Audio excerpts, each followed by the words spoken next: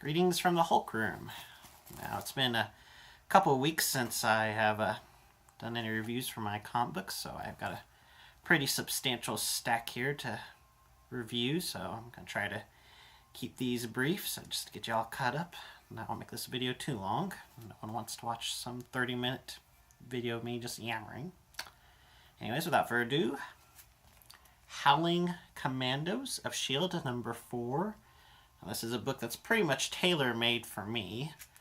At least the premise is of taking Marvel's obscure monsters like Man-Thing and even a character Marvel has called Hit-Monkey and putting him in a team to ran by S.H.I.E.L.D. to take down other monsters in the Marvel Universe. And I've been enjoying it so far. It has a very 60s, 70s feel to it. Jack Kirby art style. Fun, not too serious. Action story beats. So I'm enjoying it so far. I'm pretty sure it's going to be canceled soon, so that's sad. But I'm not really surprised either. It's just not most people's cup of tea. But I'm glad Marvel has it going for as long as they do. Next up, the Totally Awesome Hulk, issue number 3. Dude. As I said before, I'm not the biggest fan of the relaunch of Hulk as this teen with an attitude problem, whatever, but the artwork is very good and good action. Marvel's giant dragon Fing Fang Foom is the big monster the Hulk battles this issue. I can't say I hate the comic book. But I'm also very looking forward to when Bruce Banner gets back in control of the Hulk. I'll give this comic 3 out of 5. I forgot to give Howling a rating. I'll give that 4 out of 5.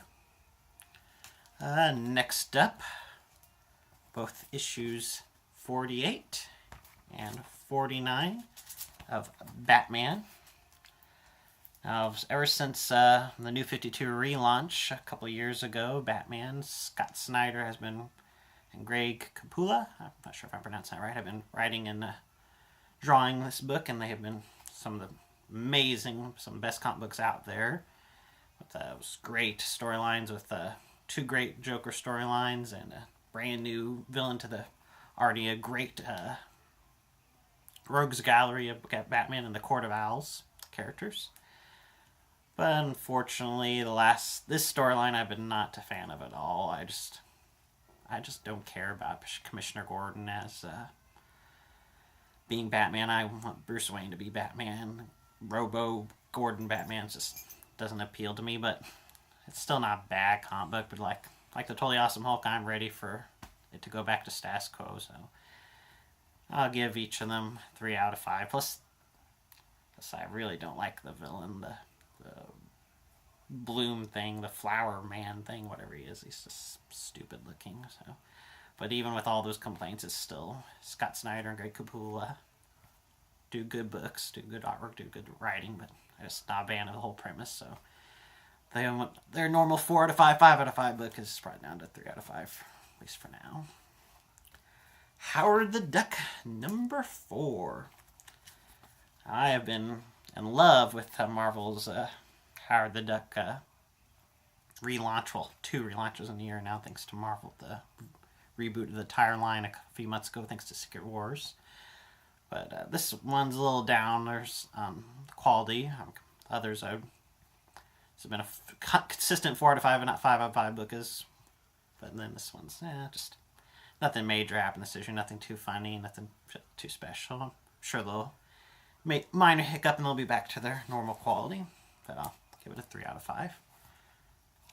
Carnage number 4. Yes, Spider-Man's psychotic villain has his own book, and I've been thoroughly enjoying this take on the character. With first few issues have started off with a monster and a bunch of military people stuck in a cave and some kind of area where there's a monster just picking them off one by one. It's pretty standard horror stuff.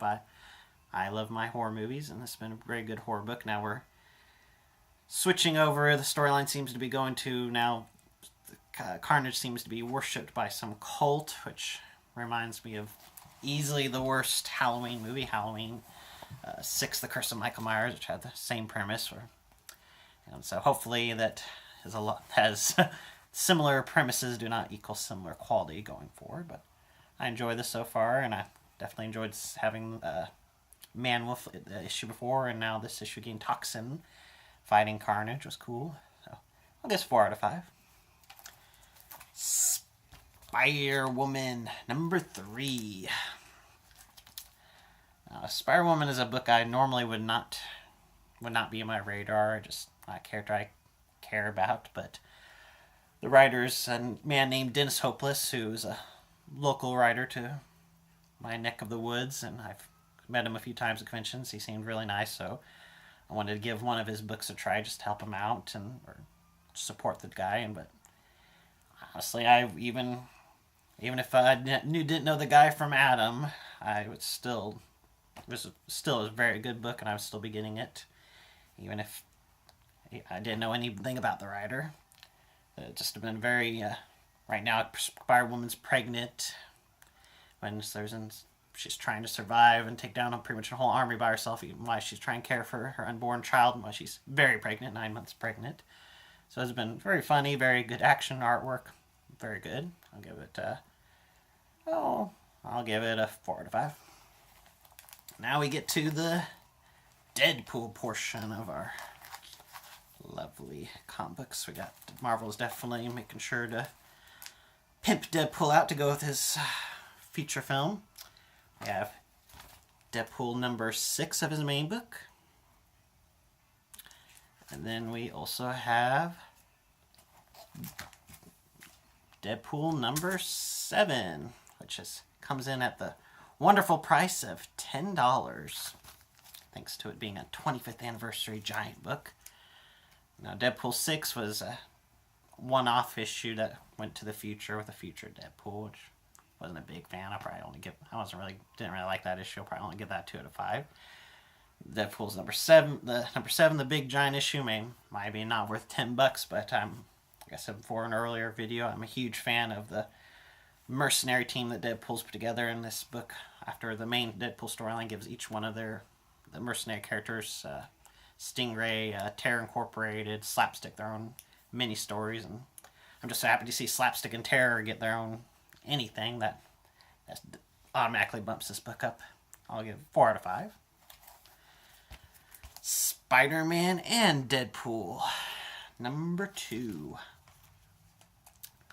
I almost did not pick up this book just because I don't want to have too many Deadpool books. I don't want to get burned out on the character, just spend too much money on one character. But I'm glad I kept with the artwork, and storyline's great. I laughed a couple times in this issue, and it's cool seeing Spider-Man and Deadpool together. And I don't really like the main Spider-Man book, so it's nice to get a Spider-Man fix somewhere. I'll give that 4 out of 5. And finally, Deadpool, The Mercs for Money, #1, a 5-6 issue miniseries something. And again, this miniseries is focusing on the mercenary team that Deadpool's put together, like I mentioned before. And like I said, I love seeing those characters get some spotlight on them, especially Terror and Slapsticks, and throwing Deadpool as well and the other guys. And just good, solid entertainment. And then this also, for only $4, came with a bonus comic book as well. The very first issue of the Spidey comic book that just started. That takes place in Spider-Man's early career. So, just for the mere value of getting 2 great books for the price of one, I'm going to go ahead and give that my first 5 out of 5. Alright, well, I'm going in on a little bit under 10 minutes, so I'll wrap it up. Hopefully I'll get to my reviews quicker next time. I don't think I'll be getting any books next week, so it'll be a little bit. Alright, this is Matthew, signing off.